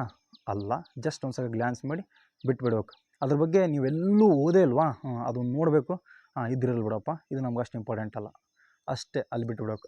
ಅಲ್ಲೇ ನೀವು ಅದನ್ನು ಯಾವುದು ಇಂಪಾರ್ಟೆಂಟು, ಯಾವುದು ಇಂಪಾರ್ಟೆಂಟ್ ಅಲ್ಲ, ಯಾವಾಗ ನೀವು ಇದನ್ನು ಮಾಡ್ತಿರಲ್ಲ ಕ್ಲಾಸಿಫಿಕೇಷನ್ನು, ಅವಾಗ ಈಸಿಯಾಗಿ ಗೆಟ್ಟಿನ್ ಆಗ್ತೀರಿ. ಒಂದು ಸ್ವಲ್ಪ ಇರಲಿ. ಆಮೇಲೆ ಯಾವುದೇ ಒಂದು ಸುದ್ದಿಯಲ್ಲಿ ಒಂದು ಟಾಪಿಕ್ ಬಂತಂದ್ರೆ, ಯಾವಾಗ, ಏನು, ಯಾಕೆ, ಎಲ್ಲಿ, ಭೌಗೋಳಿಕ ಹಿನ್ನೆಲೆ ಏನು, ಆರ್ಥಿಕ ಹಿನ್ನೆಲೆ ಏನು, ನಮಗೆ ಮತ್ತು ಕರ್ನಾಟಕಕ್ಕೆ ಅದೇನು ಸಂಬಂಧ ಹೊಂದೈತೆ, ಅದರಿಂದ ನಮಗೇನು ಪ್ರಯೋಜನ, ಓಕೆನಾ? ಆ ಒಂದು ಸ್ಥಳ ಎಲ್ಲಿ ಕಂಡು ಬರ್ತೈತಿ, ಜಿಯೋಗ್ರಫಿಕಲ್ ಆ್ಯಂಗಲಲ್ಲಿ ಅದು ಎಷ್ಟು ಇಂಪಾರ್ಟೆಂಟ್ ಐತಿ, ಈ ರೀತಿಯಾಗಿ ಒಂದು ಟಾಪಿಕ್ನ ಎಲ್ಲ ಟಾಪಿಕ್ಕಿಗೆ 360 ಡಿಗ್ರಿ ಆ್ಯಂಗಲಲ್ಲಿ ಥಿಂಕ್ ಮಾಡಿದಾಗ ಮಾತ್ರ ನೀವು ಈಸಿಯಾಗಿ ಕರೆಂಟ್ ಅಫೇರ್ಸ್ನ ಅಥವಾ ಈಜಿಯಾಗಿ ಎಲ್ಲ GK ಟಾಪಿಕ್ನ ಕವರ್ ಮಾಡೋಕ್ಕೆ ಸಾಧ್ಯ ನೋಡ್ರಿ. ಓಕೆನಾ? ಆಮೇಲೆ ಅವರು GK ಕೇಳ್ತಾರಂದರೆ ಏನು ದೊಡ್ಡ ಇದರಿಂದ ಏನು ಕೇಳಿರಲ್ರಿ. GK ಕ್ವಶನ್ನು ಕರೆಂಟ್ ಅಫೇರ್ಸ್ ಕ್ವಶನ್ಗೆ ಒಂದಕ್ಕೊಂದು ಲಿಂಕ್ ಇರ್ತೈತಿ. ಆ ವರ್ಷದಲ್ಲಿ ಆ ಒಂದು ಪ್ರಶ್ನೆ ಬಂತಂದರೆ, ಆ ವರ್ಷದಲ್ಲಿ ಆ ಪ್ರಶ್ನೆಗೆ ಸಂಬಂಧಪಟ್ಟಂತೆ ಯಾವುದೋ ಒಂದು ಆರ್ಟಿಕಲ್ಲು ಪ್ರಜಾವಾಣಿಯಲ್ಲಿ ಬಂದಿರ್ತೈತಿ, ಅಥವಾ ಯಾವುದೋ ಒಂದು ಮ್ಯಾಗ್ಝಿನಲ್ಲಿ ಬಂದಿರ್ತೈತಿ. ಯಾವುದೋ ಪ್ರತ್ಯಕ್ಷವಾಗಿ ಪರೋಕ್ಷವಾಗಿ ಆ ಒಂದು ಮ್ಯಾಗ್ಝಿನ್ ಹೋಗಿರ್ತೈತಿ, ನಮಗೆ ಗೊತ್ತಿಲ್ಲದಂಗೆ ಅದು ಹೋಗಿರ್ತೈತಿ. ನಾವು ಅದ್ರ ಕಡೆ ಲಕ್ಷ್ಯ ಹಾಯಿಸಿರಲ್ಲ, ಅದು ಪ್ರಶ್ನೆ ಬಂದ್ಬಿಡ್ತೈತಿ. ನಾವೇನಂತೀವಿ, ಔಟ್ ಆಫ್ ಸಿಲೆಬಸ್ ಎಲ್ಲಿದ್ದ ಬರ್ತಾವೋ ಇಲ್ಲ ಪ್ರಶ್ನೆ, ಎಲ್ಲಿದ್ದ ತೆಗಿತಾರೋ ಎಲ್ಲಿದ್ದ ಇಲ್ಲೋ, ಯಾವ ಬುಕ್ದಾಗ ಅದಾವೋ ಏನಿಲ್ಲೋ, ಇಂಥವೆಲ್ಲ ಪ್ರಶ್ನೆಗಳು ನಾವು ಓದುವಂಥ ಬುಕ್ದಾಗ ಇಲ್ಲಪ್ಪ ಇವು, ಹೌದಲ್ಲ? ಈ ಥರ ಎಲ್ಲ ಥಿಂಕ್ ಮಾಡ್ತಿರ್ತೀವಿ. ಅಲ್ಲ ಸ್ವಾಮಿ, ಅವೆಲ್ಲ ನಮ್ಮ ಒಂದು ಇದರಿಂದನೇ ಓದಿರ್ತೀವಿ. ಅವೆಲ್ಲ ಇಂತಹ ಒಂದು ಮ್ಯಾಗ್ಝೀನಿಂದ ಬಂದಿರ್ತಾವೆ ಅಥವಾ ಈ ಒಂದು ಪ್ರಜಾವಾಣಿ ನ್ಯೂಸ್ ಪೇಪರಿಂದ ಬಂದಿರ್ತಾವೆ. ಸ್ವಲ್ಪ ಲಕ್ಷ್ಯ ಇರಲಿ. ಓಕೆ, ಎಲ್ಲರಿಗೂ ಆಲ್ ದ ಬೆಸ್ಟ್. ಮತ್ತು ಕರೆಂಟ್ ಅಫೇರ್ಸ್ ದೊಡ್ಡ ಸಬ್ಜೆಕ್ಟ್ ಅಂತಂದೇಳಿ ಯಾರು ಟ್ರೀಟ್ ಮಾಡಿಬಿಡ್ರಿ. ಜಸ್ಟ್ ಯಾವ್ಯಾವ ಇಂಪಾರ್ಟೆಂಟ್ ಅಂತಂದೇಳಿ ಈಸಿಯಾಗಿ ಐಡೆಂಟಿಫೈ ಮಾಡಿ ಅಷ್ಟೇ ಓದ್ರಿ. ಓಕೆ, ಎಲ್ಲರಿಗೂ ಆಲ್ ದ ಬೆಸ್ಟ್. ಒಂದು ತಿಂಗಳಲ್ಲಿ ಒಂದು ಟಾಪ್ 50 ಅಷ್ಟೇ ನೋಡಿರಿ. ಟಾಪ್ 50 ಟಾಪಿಕ್ ಅಂತಂದೇಳಿ ಯಾವುದು ಇಂಪಾರ್ಟೆಂಟ್ ಅಷ್ಟೇ ಓದ್ರಿ, ಅಷ್ಟೇ ಸಾಕು. ಮತ್ತು ಇನ್ನೊಂದು ಏನು ಮಾಡ್ತೀವಿ ನಾವು ಎಕ್ಸಾಮ್ನಾಗ, ಎಕ್ಸಾಮ್ ಐತಂದೇಳಿ ಅದು ಓದಿದ್ನ್ಯಾ ಇದು ಓದಿದ್ನ್ಯಾ ಅದು ಕೇಳ್ತಾರೋ ಇದು ಕೇಳ್ತಾರೋ, ಹಂಗೆ ಓದಬೇಕು ಹಿಂಗೆ ಓದಬೇಕು, ಅವ್ರ ಕಡೆ ನೋಟ್ಸು ಇವ್ರ ಕಡೆ ನೋಟ್ಸು, ಅವು ಯಾವ್ಯಾವು ಬರಲ್ಲ. ಎಷ್ಟು ನಿನಗೆ ಗೊತ್ತದವು, ಎಷ್ಟು ಟಾಪಿಕ್ ನೀನು ಆ ತಿಂಗಳಲ್ಲಿ ಕವರ್ ಮಾಡಿಯಾ, ಆಮೇಲೆ ಈ ಒಂದು ಕ್ವಶನ್ ಪೇಪರ್ ಆ್ಯಂಗಲಲ್ಲಿ ಮತ್ತು ಜಿ ಕೆ ಆ್ಯಂಗಲಲ್ಲಿ ಎಷ್ಟು ಟಾಪಿಕ್ ನಿನಗೆ ಒಂದಕ್ಕೊಂದು ಲಿಂಕ್ ಆಗಿರ್ತಕ್ಕಂಥ ಟಾಪಿಕ್ ಬಂದವು, ಆ ಟಾಪಿಕ್ ಕಡೆ ಫೋಕಸ್ ಇರಲಿ. ನಿನಗೆ ಎಷ್ಟೊಂದು ನೆನಪೈತಿ ಅದನ್ನು ತಲೆಯಾಗಿರಲಿ. ಓಕೆನಾ, ನಾವು ಒಂದು ಬರ್ದ್ನ್ಯಾ ಒಂದು ಕಡೆ ನೋಟ್ಸ್ ಮಾಡಿ ಇಟ್ಕೊಂಡ್ನ್ಯಾ ಅಥವಾ ಮ್ಯಾಗ್ಝಿನ್ ತೊಗೊಂಡು ಎಲ್ಲರೂ ಒಂದು ಕಡೆ ಇಟ್ನ್ಯಾ ಕೆಲಸ ಆಗೋಲ್ಲ. ಈ ಮ್ಯಾಗ್ಝಿನ್ ಯಾವ ರೀತಿಯಾಗಿ ಆಗ್ಬೇಕಂದ್ರೆ ಒದ್ದಾಡೋಗ್ಬೇಕು. ಇವು ಮ್ಯಾಗ್ಝಿನ್ ನಮ್ಮ ಕಡೆ ಅಷ್ಟು ಸಾರಿ ಓದಬೇಕು. ಆಮೇಲೆ ಏನೊಂದು ಇಂಪಾರ್ಟೆಂಟ್ ಟಾಪಿಕ್ ಬಂತ, ಅಲ್ಲಿ ಆ ಒಂದು ಎಲ್ಲರ ಜಾಗ ಇರುತ್ತಲ್ಲ, ಆ ಸಣ್ಣ ಸಣ್ಣ ಜಾಗದಾಗ ಬರ್ಕೋಬೇಕು. 1956 ಮತ್ತು ಯಾವುದೋ ಒಂದು ಟಾಪಿಕ್ ಒಪ್ಪಂದ. ಸೊ ಅದು ನಿಮ್ಗೆ ಈಸಿಯಾಗಿ ಐಡೆಂಟಿಫೈ ಮಾಡೋಕ್ಕೆ ಸಾಧ್ಯ ಆಗುತ್ತೆ. ಎಲ್ಲರಿಗೂ thank you very much. All the best. ಜೈ ಹಿಂದ್, ಜೈ ಕರ್ನಾಟಕ. ಮತ್ತೇನಾದ್ರು ಡೌಟ್ ಇದ್ದರೆ ಹೇಳ್ರಿ. ಓಕೆನಾ, ವಿಡಿಯೋ ಇಷ್ಟ ಆದ್ರಪ್ಪ ಲೈಕ್ ಮಾಡಿರಿ, ಶೇರ್ ಮಾಡಿಕೊಡ್ರಿ, ಸಬ್ಸ್ಕ್ರೈಬ್ ಮಾಡಿರಿ. ಜೈ ಹಿಂದ್, ಜೈ ಕರ್ನಾಟಕ. ಯಾವಂದೇ ಆಗಿರಲಿ ಅನ್ಸರ್ ನಾವಾಗಿರ್ಬೇಕು.